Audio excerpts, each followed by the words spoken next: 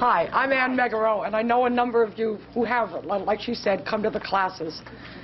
And today, I'm going to talk about containers, but not what people usually talk about containers. They usually talk about what kind, the pretty different kinds, and what to put in them, and all color combinations. I'm not going to do that, because everybody writes about that. But what most people don't write about is how to maintain the container once you've planted it.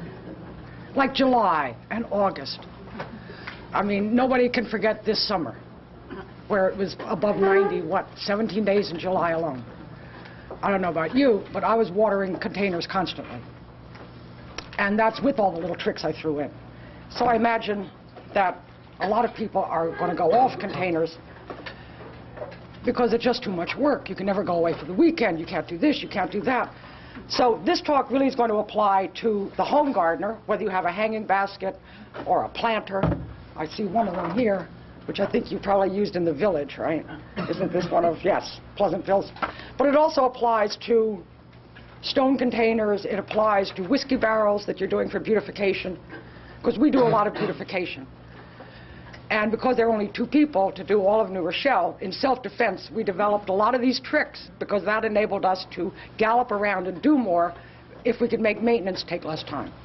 So, the first thing I want to talk about, first of all, everything I want to talk about is in the handout. I made 50 of them, so you don't have to take notes. Okay? Right. And it's also got my phone number, my email, so if you don't understand something, you can always call. Okay? How many of you have ever used a self-watering pot? How many of you have thought about using a self-watering pot? Ah, yeah. Okay, I brought one. I brought a self-watering window box because I think these things are wonderful. I don't think they're wonderful. I know they're wonderful because we have used these. This looks kind of ordinary on the outside. It's a what, 30 inches, 28 inches. And it's a window box, and it actually comes with brackets that you can hang off a railing. I didn't bring the brackets because I would have had to unscrew them all. But what I really want you to see, I took all the soil out of this so that you can see the inside, because it looks normal. When you look inside, it's got, how to explain it? It's got this little protector here. It's a grating. The water, when you water from above, all right, and this is all filled with soil right up to the top, everything under the grating is the water reservoir. It holds something like a gallon. That's a lot of water in reserve. Okay? And so, and it's very easy to use. You just push these 2 things down, plop the soil on top, put the plants in, and you're off. Okay? This thing, this little tube, let's see if I can get it open. This is like a little measuring gauge. Okay? And when you water the planter, this tells you how much water is in that reservoir. And a little red thermometer will come up and say the reservoir is full. So you can walk by, look at this thing, which is removable, okay, but you don't have to remove it. And if the little thermometer is all the way up, you go, I don't have to water. And if it's way down, you go, I better check it out. The nice thing about this, too, is that if you really overfill it, once the reservoir is full, it will flow out the sides, just like any window box. This buys you a lot of time. We had window boxes that were kind of the ordinary window boxes down at a marina in New Rochelle, full sun all day. We had to water every other day. Monday, Wednesday, Friday, Sunday, Tuesday. You didn't have a life. We switched to these and a number of the other tricks, and we could water every 4th day. That's buying yourself a lot of time, and the plants loved it. Now, this is, most of you get these catalogs, this Gardener's Supply. Let me just see where it is. It's in Burlington, Vermont. Okay. I get about 1,900 of these a year. There's the spring, the early spring, the late spring, the middle spring, the early, they just send them and send them and send them. The only nice thing about it is they have really, it's in the handout, so you don't have to write out. I've given you the email address, the phone number, you name it. This is where I found this. I think it was $32, $33. And not particularly, and you can find them in other catalogs. A lot of catalogs now have self-watering window boxes, large planters. small containers, whatever. This was about, as I said, $33. And I'm really glad that we bought them. They're great for the home. How much soil does that hold? That's a good question. Certainly a couple of quarts. Certainly a couple of quarts of soil. But they do come in smaller sizes. I wanted big, long ones because we had 10 of these at the marina. And we wanted long, showy planters. But they also come, I can pass this catalog around if you like, and you can look it up, and of course I lost the page number, but it's in here. Here we go. See, they also make very fancy planters, kind of like that. Wow. Okay, but they come in smaller sizes, and they come in white, and they come in terracotta. And they come in round and square, all different shapes? Yeah, square and round. I don't think they have too many in the round. Well, I bought round ones at Frank's. Yes, you can probably also find them. Some of the local nurseries may actually stock these. I'm just kind of showing you how it actually works. Because that little, for some reason, okay, the dirt really doesn't go into the reservoir. You would think you would end up with a lot of soil in the bottom. And this is a little dirty because it was too awkward for me to wash. But there you are. The other thing is, no matter what you're doing, always buy the biggest planter that you can. Okay? This is probably the smallest size that I would ever use out of doors. A whiskey barrel is bigger and it's better because the more soil you have, the less rapidly it's going to dry out. So if you see cute little pots and you want to spend your life watering them, do it. But because they're very pretty. But for really low maintenance, you want to get the biggest window box, you want to get the biggest planter that you possibly can. This, I would have really liked if this had been taller, because it really holds just about the minimum amount of soil. I think it's 7 inches altogether. Now, the other thing that Gardener Supply sells is make your favorite pots self-watering. Let's just say you've got a whiskey barrel, and it's all made up, and you've made all that investment in the soil, and you want to make a reservoir in it. They sell an adapter. wow. So you dig out some soil, put the adapter in, all right, and it gives you, in essence, the grating and this tubing thing with the little measuring stick there.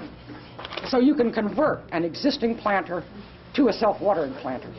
And it works on pots as big as 16 to 20 inches. Now, I did not make a lot of copies of these, but you can kind of see basically they're giving you a little dish that's expandable that you can adjust either for a small pot or a wide pot, and then the little tube and the reservoir. So I might just pass that around. That's $13 from them, and I've never seen anyone else offer that. Or if they do, they haven't written about it well enough to catch my attention. Second, we learned the hard way that the kind of soil that you put in a container matters. Most of us just go to the nursery and we buy potting soil and we dump it in, and that's that. And then I discovered that there's something called, there's a maker called Fafard, all right? And they make a soil mix specifically for outdoor containers. It stays wetter longer, it has good drainage, it's got a certain amount of nutrient value, but mostly it stays wetter longer. I had never known that anybody made soil just for containers. So we bought it, we tried it, and we loved it. I've got regular potting soil here that we use, which is regular Pro Mix or potting soil that you get in any nursery. And this, they're both dry, mind you, is the Fafard number 52. And the big difference between this and most of the other mixes is it's got a lot of pine bark in it. It's 60% pine bark. Pine bark seems to hold a great deal more water and keep the soil moister longer. It's $11 a bag. I found it highly worth it. You could also, however, go out, I think, and buy pine bark and add it to your existing planters. All right? Because it really stays a lot moister longer. Everything I'm showing you today, if you used any one of them, you would see a slight improvement. But if you put all of them together, you see a big improvement. Between the self-watering thing, the kind of soil. Then we're going to get to foam. This is upholstery foam. We went to an upholstery place, you know, the place that'll do your sofa. And you can buy a sheet of this. It's not cheap. I have a lot of respect for upholstery markups, because one sheet, which is about the size of this, maybe, is $25. However, so what we did is we took the pad of upholstery foam and we cut it with scissors into little chunks. And then we mix that into the soil. And what happens is when you take the plants, these hold water. It's upholstery foam. It's really, you can also use an old sponge, actually, because the principle is the same. You're adding little things to the soil that will hold water. Those bed pads? Maybe. The other thing you could use, by the way, is Oasis that's gone punky. You've got too many holes in it to do flower arranging with. You don't know what to do with it. You could cut this up into chunks about this size. And I mix a lot of them in with the soil. Then every time you water, these things hold water. And when you take the plants out at the end of the season, their roots are wrapped around every piece of foam. Like that. And a lot of times you lose your foam that way because you're struggling, with the roots. Give me the foam back because it was not cheap. But, and the plant goes, nah. But it really means something, doesn't it? Because the plant would not have done that if the foam didn't mean something to it.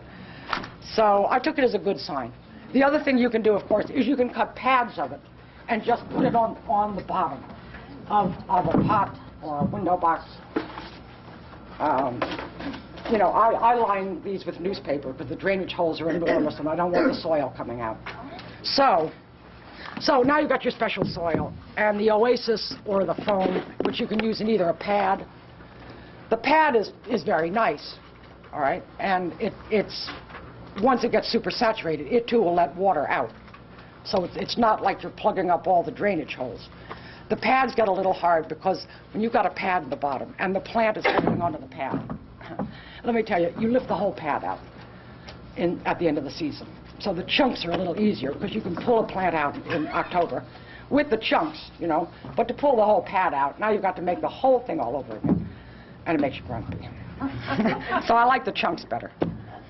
Okay, or Oasis, or even those fat sponges that you see. I think people use them to wash the car or something. Anything you can do, but chop them up about that big.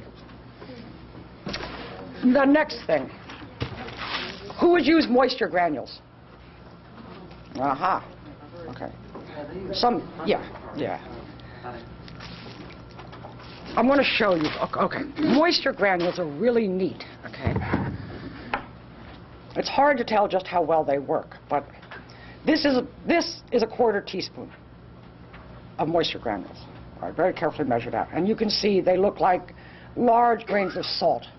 This is the same quarter teaspoon once you've added water and waited about 45 minutes. Good. Now, it looks like there's water in the bottom, but trust me, there isn't. It's all solid. They swell up to about the size of your big fingernail. So you add water, they swell up slowly, and then they slowly release water back into the soil as the soil dries out. Every time you water, they reabsorb water. It goes back and forth. When you start to wet dry soil, you open the bag, you get back from the nursery, you open the bag, and it's dry as a bone, right? What I like to do is add soap, dishwashing soap, Dove, Dawn, I don't really care. The idea, a teaspoon to a gallon. The reason is that when you start to add water, you know how you mix and mix and mix, and it still looks like dry powder? And you think, where the heck is all the water going? The water almost floats on top, and you have little dust particles. It's because most of these mixes, this has more bark than peat moss, but most soil mixes are 60–70% peat moss, and peat moss repels water. So it's like pouring water on a duck. All right? The duck stays dry, the water rolls off him, and I mean, how would you saturate a duck? You know how you do it? Dishwashing soap. Yeah, drown it out. You're going to hold it under water, right? Soap breaks the water tension of the dust particles so that they will absorb water instead of repelling water. So imagine if you poured this over a duck, all right, he would sink sooner or later like a stone. But it helps to remember about the duck because it's a good visual image. The other thing that it also helps to use is when you're mixing up the soil in the beginning, use soap and hot water. Yeah. Hot water penetrates peat, moss, and most dry soils a lot better than cold water. And then when you're mixing it with your hands don't freeze to death. But it goes a lot faster. Now, the nice thing about the soap is you just have to put it on once or twice a season. I do it when I first make up a batch of soil, and then you never have to do it again. It means you have to water a lot less often, because now the water that you're putting on the container gets absorbed by the soil. All of us have had a container that really dried out, and you water it, and the water all comes out on the ground. And you think, well, watered enough. And then when you dig in the soil, you find out that the water just ran down the sides of the pot and out, and the soil is bone dry. And you really don't know what to do about that. This really helps that problem. The other thing about mixes that have bark is that bark mixes need a lot more fertilizing than just the plain mixes. So, this is slow release fertilizer. Okay, I don't know, I can pass this around, I've got another cup. What happens is the little granules, okay, have the fertilizer inside, and every time you water, a little bit of fertilizer leaches out into the soil. The only thing that will make them last 3 months instead of 4 or maybe 5 is if, obviously, you have a very hot summer and you're watering constantly. The more you water, the faster it leaches out. So it's somewhat temperature sensitive in that regard, but it's really just water sensitive. And the other thing, I use these, I used to just do regular fertilizers, you know, with the blue stuff in water. Not only did it keep me jumping, okay, but it never seemed to make as big a difference as using these. Of all the things I've used, the plant growth is phenomenally better. I mean, it makes you look good. And you didn't do anything but mix this in the beginning. One tablespoon is about an ounce. For a great big planter like this, you might use four tablespoons. It too is fairly expensive, but because it lasts for a whole season. I mean, I buy one little box, and it probably lasts me for two or 3 years. So it little goes a long way. And the other thing to remember is that once you've used it for a season, you go back next spring, and you look in the container, and they're all there. And you go, wow, you know, I don't have to do anything. Pick them up because they're hollow. It's little hollow shells. I fell for it too, and then by mistake, you know, I picked them up, and you see that they're hollow, and you go, well, you know, the company knew what it was doing after all, when they said put it in every spring. Last thing. In the old days, in Greece, all right, where they have no water, and the ground is hard as a rock, they used to sink terracotta pots next to their trees, next to their vegetables, and they would sink a terracotta pot with no hole, right next to the plant, and then they would fill this with water. Okay, and the plant roots would, this is in the ground, it's kind of hard to demonstrate it, but pretend that's the ground, okay? And this is full of water.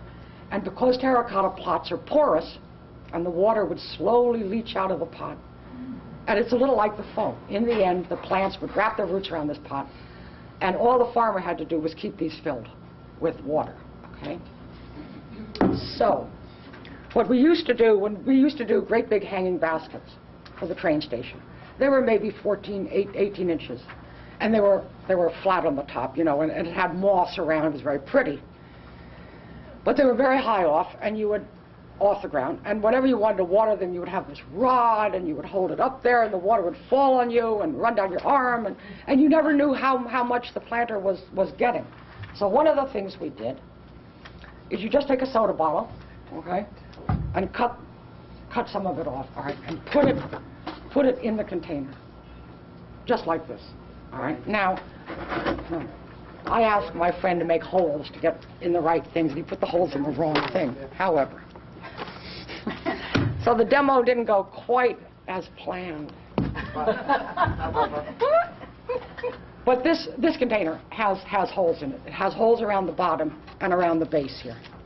And what I would do is I would cut this in half and stick it in, okay? And then when something's way over your head, like a hanging basket, you can use that watering wand or whatever, and you can feel the lip of this. Okay? You can feel it with the wand. You can't see it because it's way up there. But you can feel it. And the minute you feel the wand go in, then you let all the water fill up.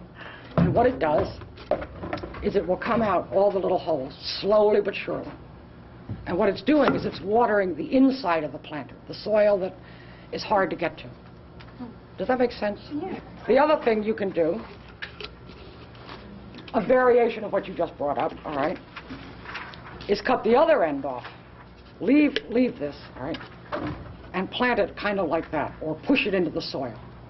And the water will go out very slowly through this hole because it's not that big, and it will slowly water all the soil in the container. You still have to water the whole container, but you fill this with water, and it will slowly come out that way. You can almost poke this in the soil and then take it back out. You're trying to make water reservoirs. Are you cutting down the amount of soil? Yes, you are. But I'd rather have less soil that stayed moister longer and let me do other things than more soil that I had to water every day. The one thing I want to mention that's in there, and I forgot, I was going to bring a bag of mulch this morning, but I don't care what it is, a pot, a planter, I always top it off with at least 2 inches of mulch. Is that less soil? Yes, there's less soil, but that 2 inches of mulch, and don't skimp on it, keeps moisture from evaporating. It keeps the soil a lot moister. That's true in a planter, it's true on the ground. This was not a fun summer. And we did a new planting in the city of Yonkers with annuals and whatnot. We got the plants in May 18th. Drought restrictions were in effect. We never watered the garden. Dynamite. Dynamite. Because we had a big, thick layer of mulch on there. We used ornamental grasses, we used nicotiana, we used evergreens, the euonymus.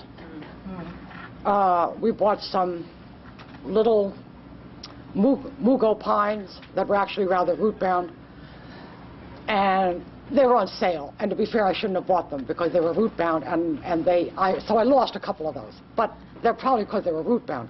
But otherwise, we didn't water at all because we couldn't water. There's no access. There was a fire hydrant down the street. They said, you can't use that fire hydrant because of drought restrictions. So you go, okay, and every time I would come over this hill, I would think, oh, please let it be alive. You know, because you're really braced for it not being alive because it was so hot. And the garden was gorgeous, gorgeous. And it amazed even me. Now, moisture granules. Put all those tricks together. This is a large container. It's actually a stone container, okay, of lilac wave in the top. I'll pass these around. But this is the Fafard 52 with the foam, with the moisture granules, with the slow release, with the mulch. Put it all together, and you get a planter that looks like that.